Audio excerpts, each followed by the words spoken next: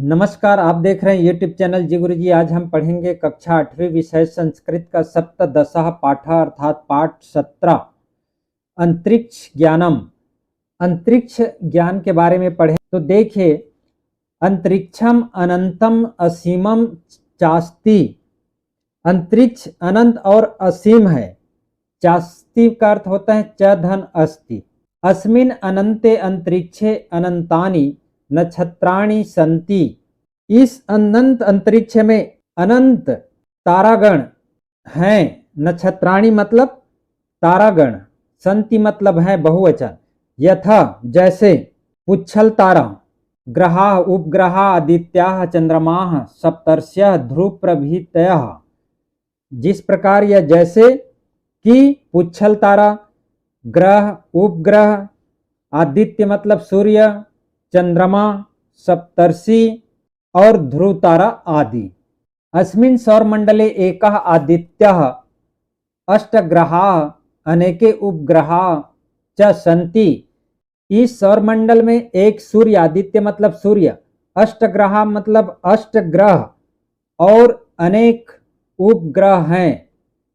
सूर्य अति विशालः पृथिव्याः 13 लक्ष गुणितः अस्ति।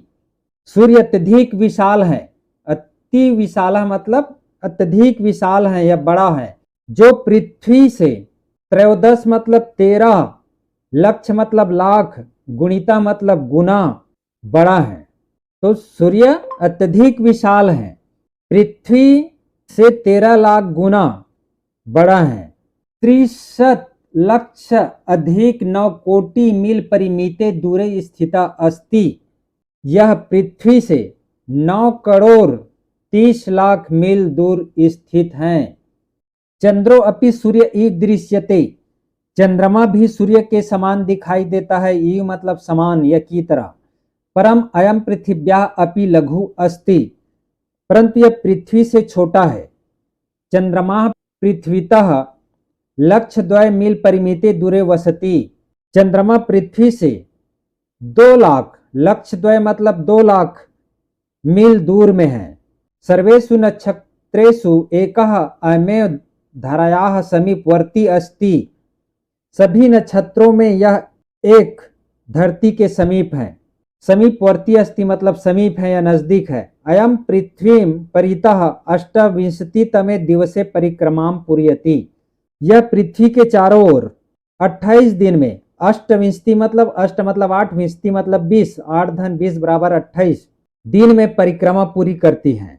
अस्माकं पृथ्वी पंचषष्टि अधिक 63 दिनेषु सूर्यम परिभ्रमति।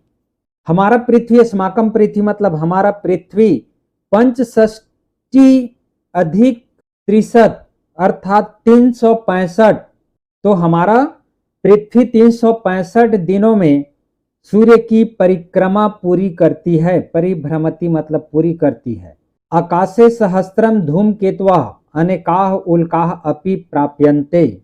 आकाश में हजारों धूमकेतु, अनेक उल्का भी मिलते हैं। धूमकेतवः ग्रहेभ्यः उपग्रहेभ्यः च भिन्नाः भवन्ति। धूमकेतु ग्रहों और उपग्रहों से भिन्न होते हैं। भिन्न होते हैं मतलब अलग होते हैं।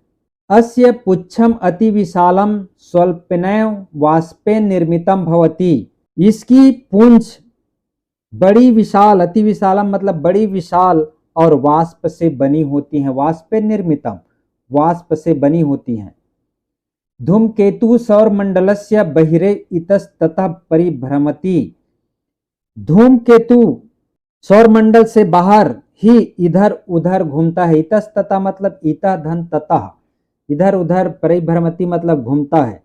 जनाः एनम अपशकुनस्यापि द्योतकम मन्यन्ते। लोग इसे अपशकुन का सूचक भी मानते हैं।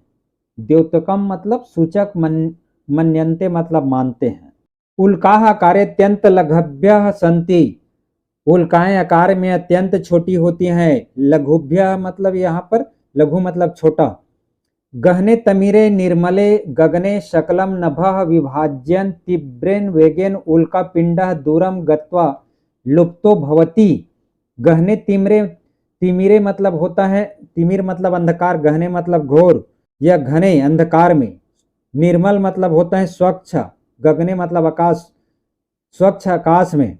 संपूर्ण आकाश को विभाजित करते हुए अत्यंत तीव्र वेग से उल्का पिंड कहीं दूर जाकर लुप्त हो जाते हैं, है दूरम गत्व अर्थात दूर जाकर लुप्त भवती। आप देखे होंगे जो उल्का पिंड गिरता है, जिसको हम लोग छत्तीसगढ़ी में वो जीव गिर रहा है बोलते हैं, जीव नहीं है वो उल्का पिंड है, और ऊपर से जलते हुए आता है और धीरे धीरे धीरे उसका रोशनी समाप्त हो जाता है, तो वही है।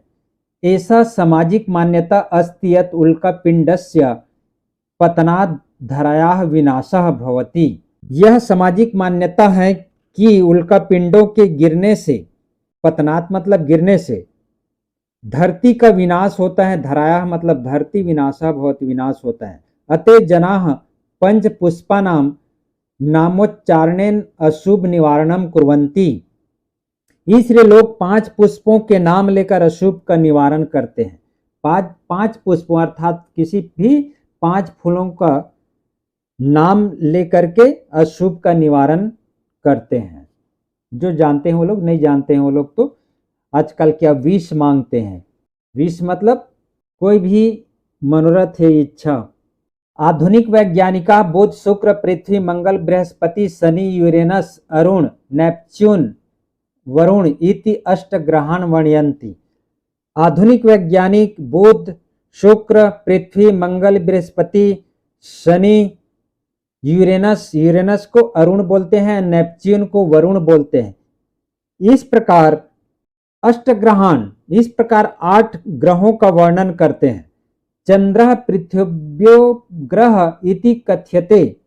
चंद्रमा को पृथ्वी का उपग्रह भी कहते हैं। परम भारतीय ज्योतिर्विदः सूर्य, चंद्र, मंगल, बुध, बृहस्पति, शुक्र, शनि, राहु, केतु 9 ग्रहान निर्दिशन्ति। परंतु भारतीय ज्योतिष शास्त्र के जानने वालों ने सूर्य, चंद्रमा, मंगल, बुध, बृहस्पति, शुक्र, शनि, राहु और केतु आदि 9 ग्रहों का निर्देश करते हैं।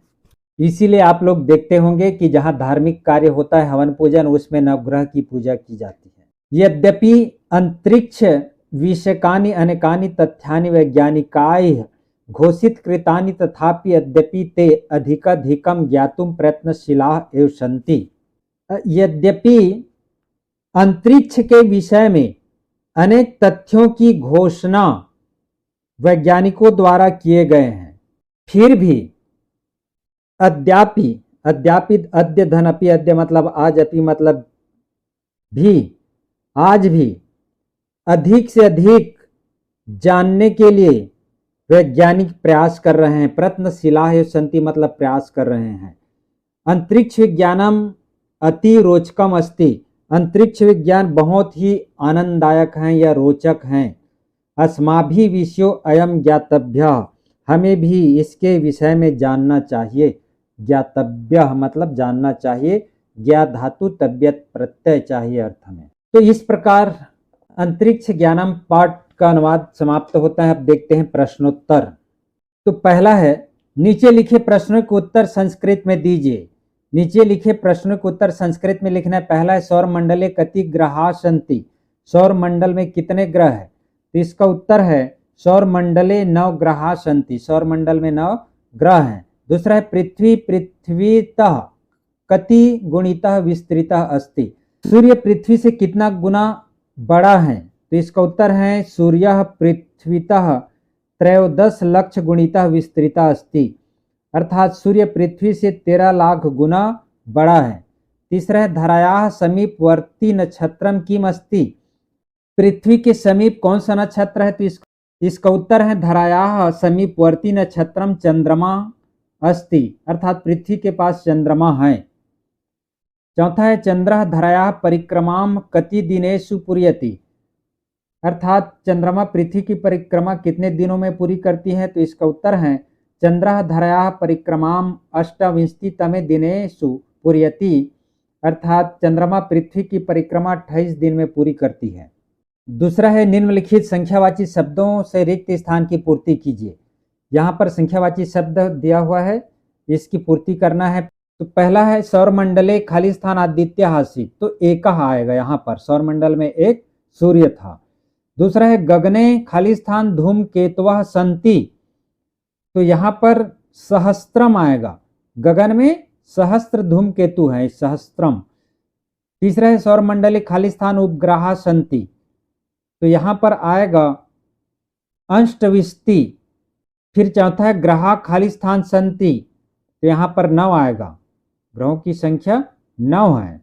तीसरा है पाठ में प्रयुक्त चंद्रमस शब्द के रूप सभी विभक्तियों में लिखिए, तो यहाँ पर इसका चंद्रमस का शब्द रूप लिखना है पूरे विभक्ति में। तो इसका जो है सकारांत है चंद्रमाः चंद्रमसौ चंद्रमसः, चंद्रमसम चंद्रमसौ चंद्रमसः, चंद्रमसा चंद्रमोभ्याम चंद्रमोभिः, चंद्रमसे चंद्रमोभ्याम चंद्रमोभ्यः, चंद्रमसः चंद्रमोभ्याम चंद्रमोभ्यः। षष्ठी है चंद्रमसः चंद्रमसोः चंद्रमसाम। सप्तमी चंद्रमसी चंद्रमसो चंद्रमसु। हे चंद्रमा हे चंद्रमसौ हे चंद्रमसा, इस प्रकार से इसका रूप चलेगा। चौथा है निम्नलिखित शब्दों का समास विग्रह कीजिए, तो क है अनावश्यकम न आवश्यकम न तत्पुरुष समास। ख है अनंतम न अंतम न तत्पुरुष समास। अनादिः न आदिः न तत्पुरुष समास। अभावः न भावः न तत्पुरुष समास। असत्यम न सत्यम न तत्पुरुष समास।